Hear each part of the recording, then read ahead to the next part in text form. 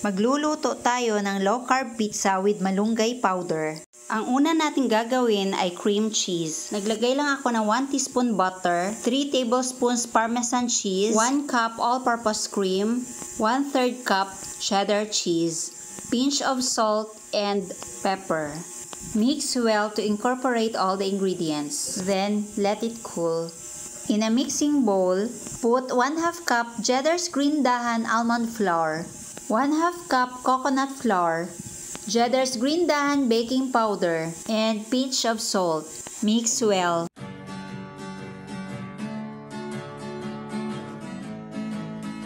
Now add 2 eggs and 1/2 cup water. Mix well to incorporate all the ingredients.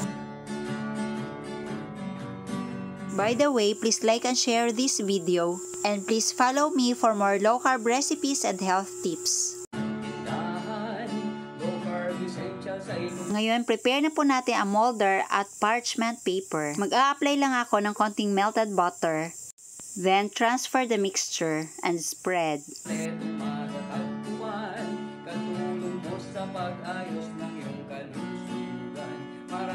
Baka magtataka po kayo bakit ganitong klaseng dough yung ginawa ko. Ganito po para hindi na tayo mahirapang magmasa at mag-form sa ating molder. Just spread lang, o diba, ang dali lang. Yun bang mas mahirap ang kumain kaysa sa mag-spread? Charot lang.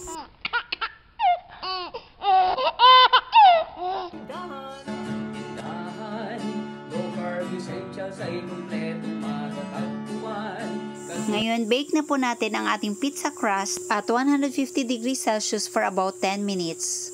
While waiting for the pizza crust, isalin na natin ang cream cheese sa dispenser. Marami kang pagpipilian sa Cheddar's Green Dahan. Ngayon, cut naman natin yung chicken para sa ating toppings. And more toppings. Dito naman tayo sa onions and bell pepper.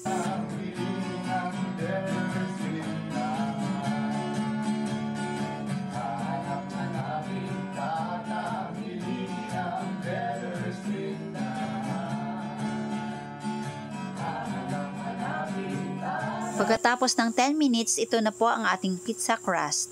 Half po lalagay ko ng red sauce and half is white sauce. I use tomato paste for the red sauce, and for the white sauce, all-purpose cream and cheese mixture. Then spread evenly on the crust. Ang ilalagay po natin ay 3 flavors. Our first flavor is ground beef at pepperoni naman sa kabilang side. And half part nito ay gagawin nating chicken Alfredo.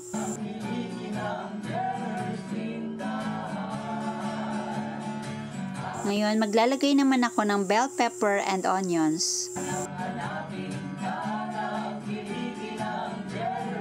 My dear friends and followers, please don't skip ads on my videos. Thank you so much. Pagkatapos, ilagay ang cream cheese mixture.